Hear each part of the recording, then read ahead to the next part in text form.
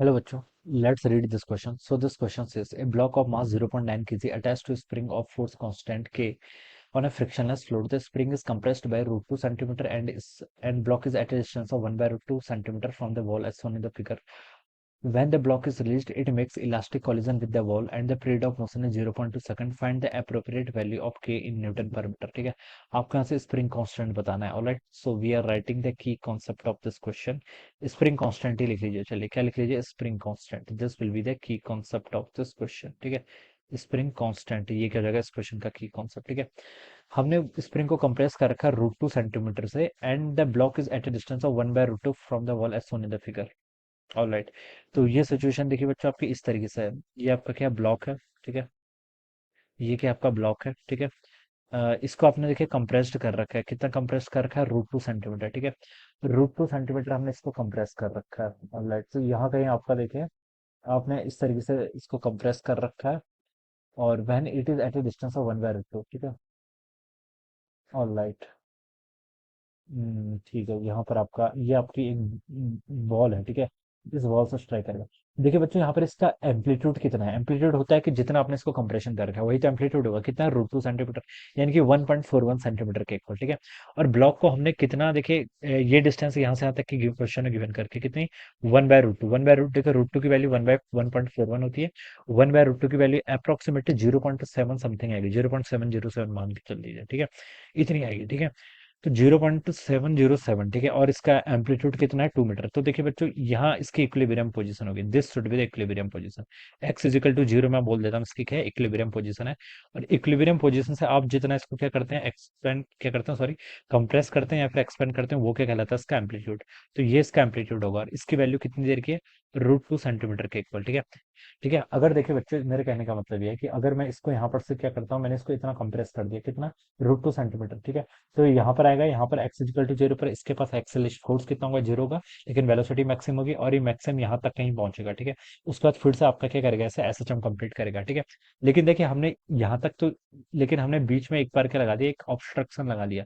तो यहाँ पर वॉल लगा दी. ठीक है, जिसके कितने डिस्टेंस है? 1/√2 सेंटीमीटर है. ठीक है, यहाँ से यहाँ तक की. और हमसे बोल रखा है कि अम, अम, और हमसे यहाँ पर बोल रखा है कि देखिए हमें क्या बताना है? इसका पीरियड ऑफ मोशन गिवन कर रखा है. कितना? 0.2 सेकंड के.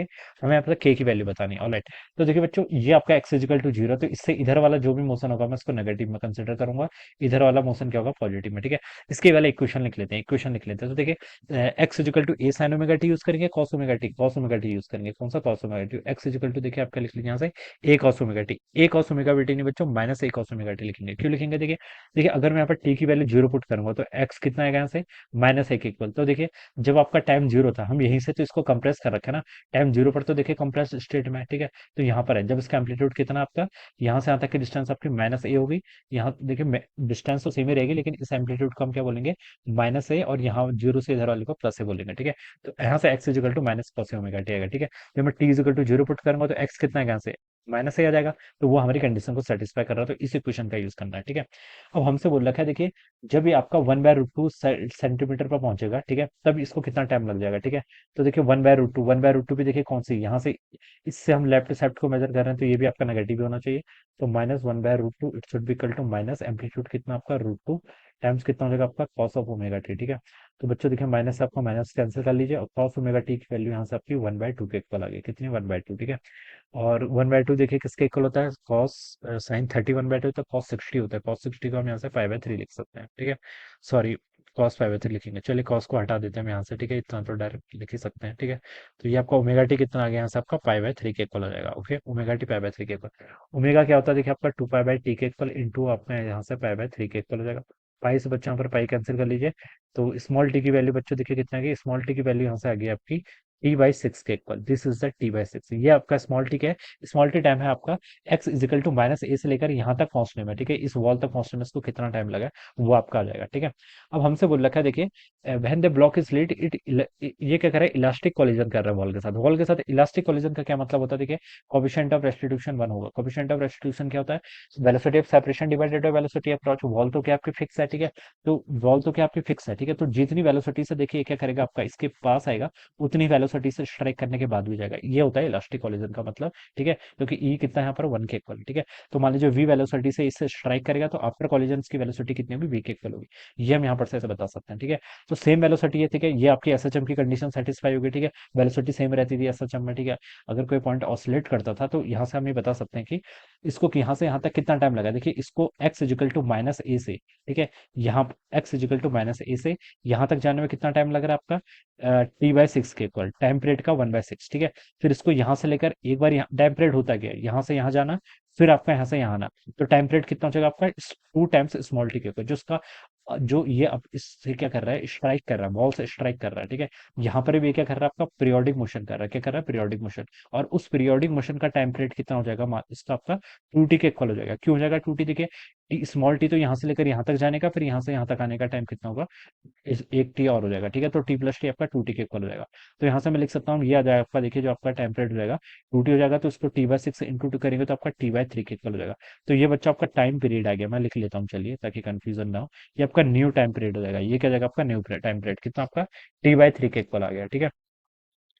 टी की वैल्यू बच्चों देखिए आपको क्वेश्चन में गिवन कर रखी है, ठीक है, कितनी है 0.2 सेकंड, ये देखिए क्वेश्चन में बोल रखा है पीरियड ऑफ मोशन कितना आपके यहाँ से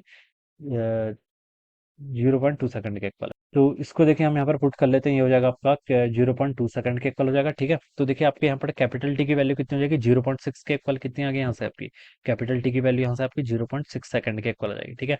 ये आपने फाइंड आउट कर लिया। अब हमसे क्वेश्चन में बच्चों को पूछा गया है कि के की वैल्यू बतानी है, ठीक है, स्प्रिंग कांस्टेंट की। तो देखिए हमें पता है टी इजिकल टू कितना होता है 2 पाई टाइम्स आपका under root of m by k, frictionless, ठीक है, ठीक है, फ्रिक्शनलेस है तो ये फॉर्मूला होता है, ठीक है। तो यहाँ पर टी क्यू आप 0.6 पुट कर लीजिए, इजिकल टू कितना होगा 2 पाई टाइम्स आपका अंडर रूट एम बाई के। मास भी आपको गिवन ही था, देखिए 0.9 के इक्वल है, डिवाइडेड बाय क्या के। बस आप इसको सॉल्व कर लीजिए, ठीक है। कैसे सॉल्व करेंगे देखिए, 0.6 का स्क्वायर कर लीजिए, ठीक है। 0.6 को हम क्या लिख सकते हैं, 6/10 लिख सकते हैं, 6/10 को क्या लिख सकते हैं 3/5, 3/5 का स्क्वायर करेंगे तो आपका 9/25 हो जाएगा, ठीक है। 2 पाई का स्क्वायर कर लीजिए तो यहाँ पर 4 पाई स्क्वायर हो जाएगा, 0.9 बाई के है, तो 0.9 को 9/10 लिख सकते हैं, ठीक है। तो ये आपका 9/10 के इक्वल हो जाएगा, ठीक है। ये वाली यहाँ से इतनी हो गई बच्चों, 9 से आपका 9 कैंसिल हो गया, ठीक है।